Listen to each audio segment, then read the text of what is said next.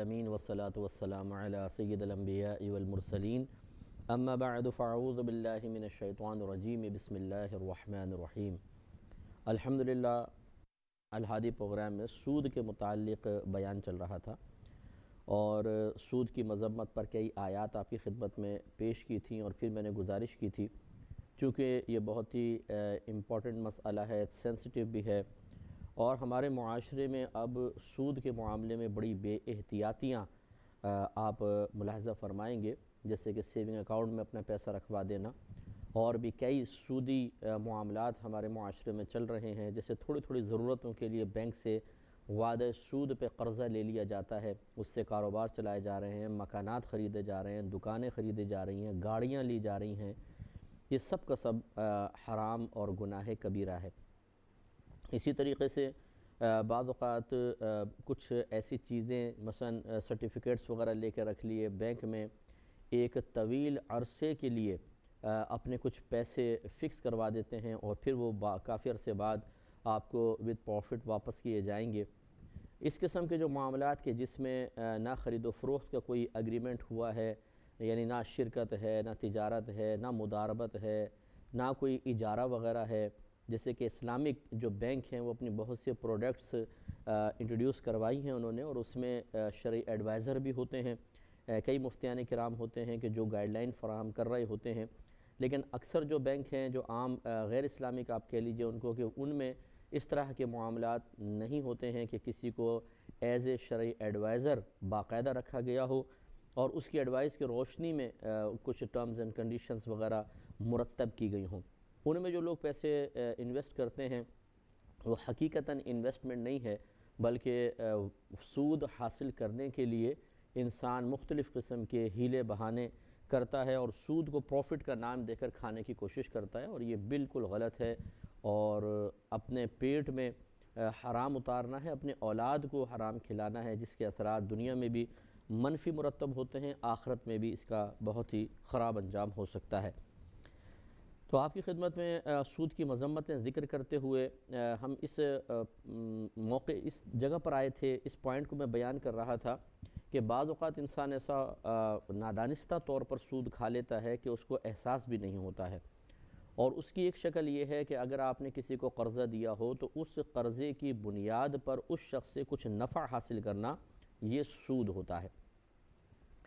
امام اعظم رضی اللہ تعالیٰ عنہ کا یہ واقعہ میں نے آپ کی خدمت میں پھر پیش کیا تھا، پھر دوبارہ عرض کرتا ہوں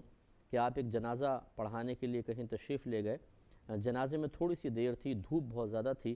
تو کسی نے گزارش کی کہ حضور یہ سامنے درخت ہے، گھر ہے، اس کی دیوار کے سائے میں آپ کھڑے ہو جائیے۔ تو امام اعظم ابو حنیفہ رضی اللہ تعالیٰ عنہ نے ارشاد فرمایا کہ میرے لیے وہاں کھڑا ہونا صحیح نہیں ہے، کیونکہ مجھے یاد پڑتا ہے کہ اس گھر والے نے مجھ سے کچھ قرضہ لیا تھا، تو اگر میں اس کی دیوار کے سائے میں کھڑا ہوں گا تو یہ ہو سکتا ہے میں اس قرض پر نفع لینے والا ہو جاؤں، تو گویا کہ میرے نام اعمال میں سود لکھ دیا جائے گا یا سود کا وبال ہوگا۔ تو اتنے امام اعظم رضی اللہ تعالیٰ عنہ محتاط تھے، لہٰذا ہمیں کوشش کرنی چاہیے کہ اگر ہم کسی کو قرضہ دیتے ہیں اور اللہ تعالیٰ کی رضا کی خاطر دیا ہے تو پھر حتی الامکان اس سے کسی بھی قسم کا نفع نہ لیں، یہ بہت ہی ضروری ہے، اور خاص طور پر اس کی علامت ایک حدیث بھی میں نے عرض کی تھی اور پھر دوبارہ بھی میں کرتا ہوں، اور ایک دو اور حدیثیں بھی اس بارے میں، کہ اگر تو پہلے سے آپ کے درمیان اور اس مقروض کے درمیان کچھ لین دین چل رہا تھا، جیسے دوست ہوتے ہیں، کھانا پینا ہوتا ہے، کچھ عید بقرعید پہ گفٹ بھیجے جاتے ہیں، وہاں سے بھی تحفے آتے ہیں، اور یہ روٹین چل رہا تھا، اب اگر قرضہ لینے کے بعد بھی دوست اسی سابقہ روٹین کو قائم کرتا ہے تو پھر تو کوئی حرج نہیں ہے، کیونکہ ابھی اس کے جو تحفہ دینا ہے یا اس کا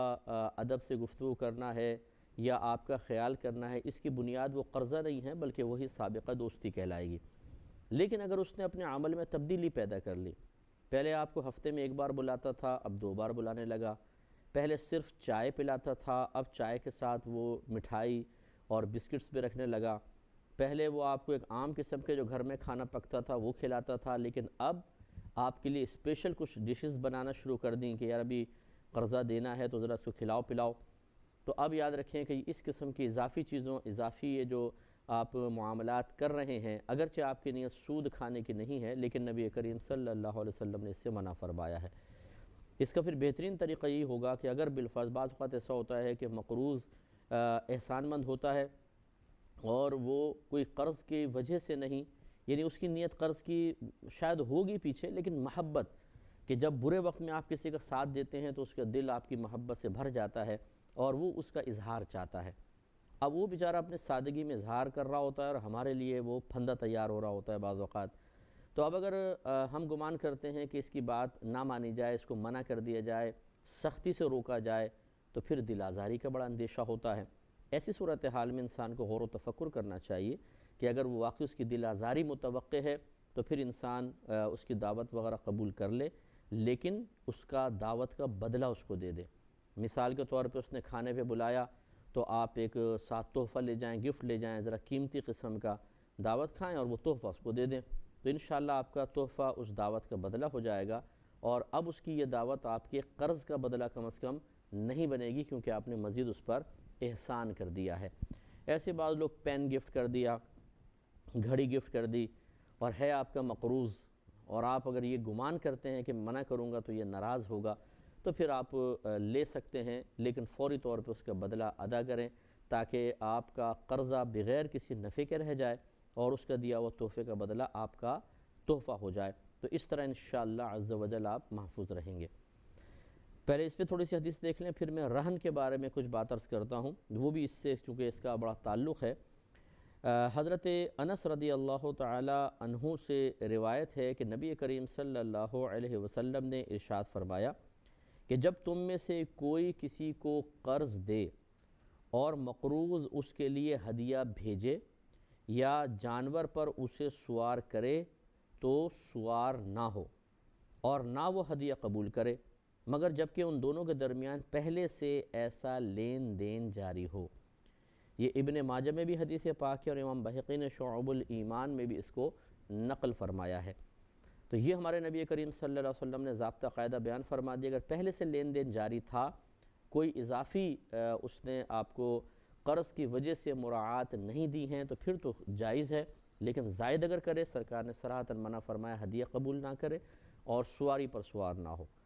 تو وہ پہلا دور تھا، وہاں پہ لوگ شرعی احکام کو اچھی طریقے سے سمجھا کرتے تھے۔ اگر ایک شخص اجتناب کر رہا ہے حدیث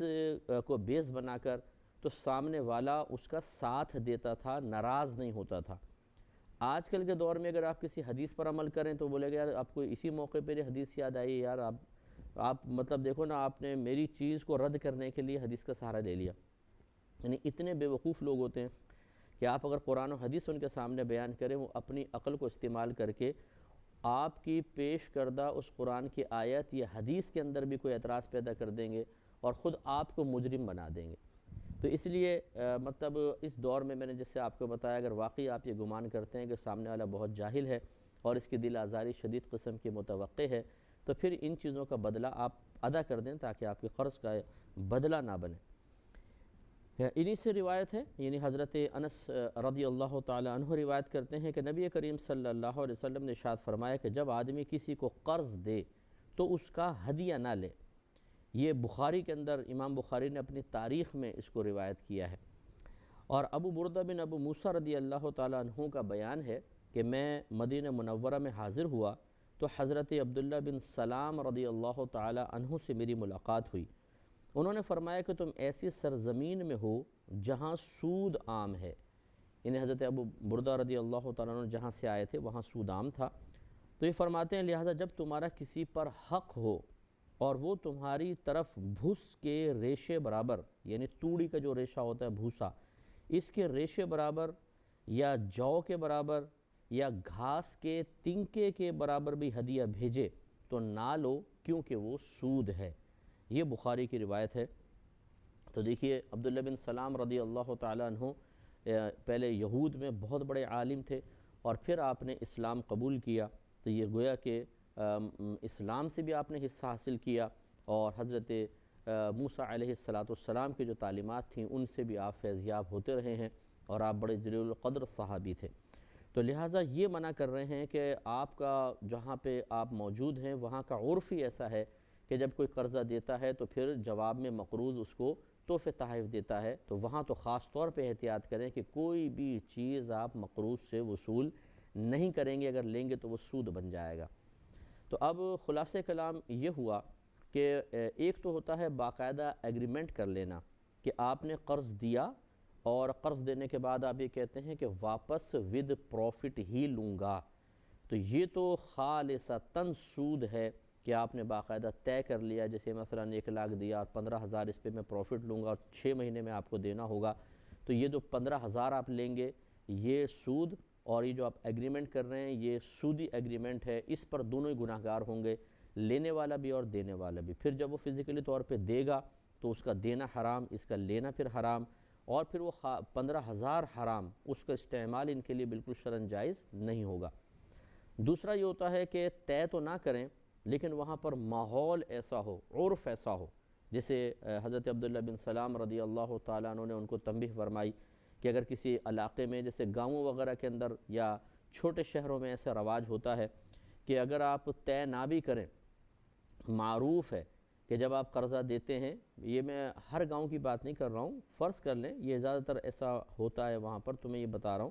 کہ اگر بالفرض ایسا ہو کہ وہاں ماحول ہی ایسا ہو کہ جو بھی قرضہ دیتا ہے تو وہ مقروض کے پاس جا کر اور پھر اس سے کھاتا پیتا ہے، اس سے مثال کے طور پہ اگر دکان ہے اور اس نے قرضہ دیا اس کو 1-2 لاکھ روپے مال ڈلوانے کے لیے، تو وہاں سے جو چیز چاہے اٹھا کے کھا لی، اور اس کے پیسے نہیں دیے اور وہ بیچارہ مانگتا نہیں ہے مروت میں۔ اسی طرح اگر زمین پر کسی کو قرضہ وغیرہ دیا ہے کہ وہ اپنی فصلیں وغیرہ اگا لے، تو اب مثال کے طور پہ گنا اگا ہوا ہے تو گئے اور جا کے جی 1 ٹرالی گنا گھر پہنچا دو، گندم ہے تو جی چند بوریاں گندم پہنچا دو گھر پہ، اور وہ بیچارہ کچھ نہیں کہہ سکتا کیونکہ اس نے قرضہ لیا ہے۔ اگر ایسا عرف جاری ہے تو وہاں چاہے طے کریں نہ کریں، وہاں پر یاد رکھیں کہ اس طرح قرض دینا گناہ ہوگا جب تک کہ صراحتاً منع نہ کر دیا جائے۔ ایسے مقام پہ کہ جہاں عرف رائج ہو جائے تو وہاں پر پھر زبان سے واضح طور پہ نفی کرنی ضروری ہوتی ہے کہ قرض دے کر آپ یہ کہیں دیتے ہوئے کہ بھئی میں اس کے بدلے میں کچھ بھی آپ سے نہیں لوں گا، نہ آپ اصرار کیجیے گا وہ سود بنے گا، اس طرح صراحتاً منع کر دیں تو پھر انشاءاللہ وبال نہیں ہوگا۔ اور تیسری صورت یہ ہوتی ہے کہ انسان کوئی ایگریمنٹ نہیں کرتا ہے، وہاں کا عرف بھی نہیں ہے، اور آپ کے دل میں کوئی طمع کوئی لالچ نہیں ہے، اب وہ مقروض خود اپنی مرضی سے آپ کو کچھ دے رہا ہے، اور وہ قرض سے پہلے یعنی بھی قرض اتارا نہیں ہے، جسے میں نے کہا دعوت کر دی، کوئی تحفہ دے دیا، اس میں اولاً تو اس کو منع ہی کرنا چاہیے کہ نہیں میں نہیں لے سکتا ہوں، یہ سود بن جائے گا، اس کو حدیث وغیرہ سنا دی جائے۔ لیکن بعض ایسے بالکل چھوٹے دل کے ہوتے ہیں اور بعض غبی قسم کے جاہل قسم کے لوگ ہوتے ہیں، خاندان میں بھی ہوتے ہیں، کہ وہ اپنی ہی بس حدیث سنا رہے ہیں، آپ اپنی تعویلیں کرتے چلے جا رہے ہیں۔ ایسی صورت میں آپ لے کر اس کا فوری طور پہ بدلہ دے دیں تاکہ وہ قرضے کا بدلہ نہ کہلائے۔ اور چوتھی صورتحال یہ ہے کہ اگر آپ نے کسی کو کچھ دیا ہے اور آپ کا نہ ایگریمنٹ ہے، نہ وہاں کا عرف ہے، نہ وہ شخص کچھ آپ سے کچھ قرض کے دوران لے رہا دے رہا ہے، اب وہ قرض لوٹانے کی باری آ گئی مثال کے طور پہ، اور اس وقت وہ کچھ اس قرض پہ آپ کو زیادہ دے دیتا ہے، اس کے لینے میں کوئی حرج نہیں ہے کہ یہ شرعاً سنت مبارکہ ہے۔ یہ آخری بات غور سے سنیے گا کہ مثلا آپ نے کسی کو 1 لاکھ روپے قرضہ دیا کہ بھئی 6 مہینے بعد لوٹا دیجیے گا، اب آپ نے کوئی اس پہ پروفٹ طے نہیں کیا، نہ وہاں کا ماحول ہے، نہ اس نے درمیان میں کوئی دعوت وغیرہ کی، یہ سب صورتیں بالکل صحیح تھیں۔ اب جب آپ لینے گئے 6 مہینے کے بعد تو اس نے 1,25,000 روپے مثال کے طور پہ آپ کو دیے، اور اس نے کہا کہ جی آپ کے پیسے سے مجھے بڑا نفع حاصل ہوا تو میں اپنی خوشی سے آپ کو تھوڑا سا زیادہ دے رہا ہوں، تو یہ لینے میں کوئی حرج نہیں ہے، یہ دینا بھی جائز ہے اور لینا بھی جائز ہے کہ ہمارے آقا صلی اللہ علیہ وسلم نے تعلیم امت کے لیے کسی سے کچھ قرض لیا، جب ان کو لوٹانے لگے تو صحابہ سے فرمایا کہ ان کو تھوڑا سا زیادہ دو۔ تو اس لیے یہ یاد رکھیں کہ اس طریقے سے اپنی مرضی سے اگر سامنے والا تھوڑا سا زیادہ دے رہا ہو اور لینے والے کے دل میں بالکل کوئی لالچ نہ ہو تو پھر شرعی طور پر اس کی اجازت ہوتی ہے۔ سود کی ایک شکل یہ بھی ہوتی ہے کہ بعض اوقات ہم کسی کو قرضہ دیتے ہیں اور اپنے قرضے کی وصولی کی ضمانت کے طور پہ اس کی کوئی شے اپنے پاس رکھ لیتے ہیں۔ جیسے مثال کے طور پر کسی کو 5-10 لاکھ روپے قرضہ دیا تو کہا بھئی آپ اپنا مکان کے کاغذات یا مکان اپنا میرے حوالے کر دیں، جب آپ میرے قرضہ لوٹائیں گے میں آپ کو مکان دے دوں گا۔ زمین پہ بعض اوقات قبضہ کر لیتے ہیں، گاڑی وغیرہ لے کر رکھ لی اپنے پاس کہ جب آپ پیسہ لوٹائیں گے اپنی گاڑی لے جائیے گا، اور ارادہ یہ ہوتا ہے کہ اگر یہ پیسہ وقت کے اوپر نہیں لوٹاتا تو ہم اس مکان کو بیچ کر، دکان کو یا پلاٹ کو یا گاڑی کو بیچ کے اپنا قرضہ وصول کر لیں گے۔ اس طرح بینک بھی ایسے ہوتا ہے، آپ کو معلوم ہے کہ وہ رکھتا ہے کچھ پراپرٹی وغیرہ، لیکن وہ معذرت کے ساتھ کہ بینک تو جال بچھاتا ہے باقاعدہ، ایسا کہ آدمی اس میں پھنس جاتا ہے اور وہ نگاہی پراپرٹی پہ ہوتی ہے کہ دکان مکان وغیرہ ہاتھ میں آ جائے گا، اور پھر بیچارے کے کوڑیوں کے مول اس سے مطلب حاصل ہو جاتا ہے اور وہ اس پہ بہت زیادہ پیسہ کماتے ہیں۔ اب یہ جو آپ نے چیز رکھی ہے اس شخص کی اپنے قرض کو واپس لینے کی ضمانت کے طور پر، یہ ہے رہن۔ اس کو مرہون، یہ عمل رہن کہلاتا ہے اور وہ شے مرہون شے کہلاتی ہے۔ یاد رکھیے کہ یہ آپ کے پاس ایک امانت کے طور پر ہے، آپ اس کو استعمال نہیں کر سکتے کیونکہ آپ نے قرضہ دیا ہوا ہے۔ اس قرضے پر کی واپسی کی ضمانت کے طور پہ اس نے آپ کو چیز دی ہے جس کو آپ قطعی طور پہ استعمال نہیں کر سکتے ہیں۔ اگر آپ اس کو استعمال کریں گے تو یہی صورت بن جائے گی کہ آپ نے قرض پہ نفع حاصل کر لیا، اور قرض پہ نفع لینا سود ہوتا ہے۔ تو میرے وہ بھائی بہن ذرا غور سے اس بات کو سماعت فرمائیں۔ بعض جگہ یہ رواج ہیں کہ مثال کے طور پہ آپ نے کسی کو قرضہ دیا، اس کا مکان لے لیا، اب مکان میں خود رہنا شروع کر دیتے ہیں اور کہتے ہیں جب قرضہ لوٹاؤ گے اپنا مکان واپس لے لینا۔ اب اگر اس نے 1 سال میں آپ کو قرضہ لوٹایا تو 1 سال تک مکان میں رہنے کا نفع حاصل کر لیا، یہ سب گناہ ہے، حرام ہے، سود ہے۔ اسی طریقے سے بعض اوقات ہم مکان لے کے کرائے پہ چڑھا دیتے ہیں اور کہتے ہیں کہ آپ ہمیں قرضہ دیں گے تو اپنا مکان لے لینا، اور اتنے عرصے تک اس کرائے کو وصول کرتے رہتے ہیں اور کھاتے رہتے ہیں۔ یہ سود ہے کہ قرض کے اوپر ہم نے نفع لے لیا۔ اس پر انشاءاللہ مزید کلام کریں گے نیکسٹ پروگرام میں۔ وآخر دعوانا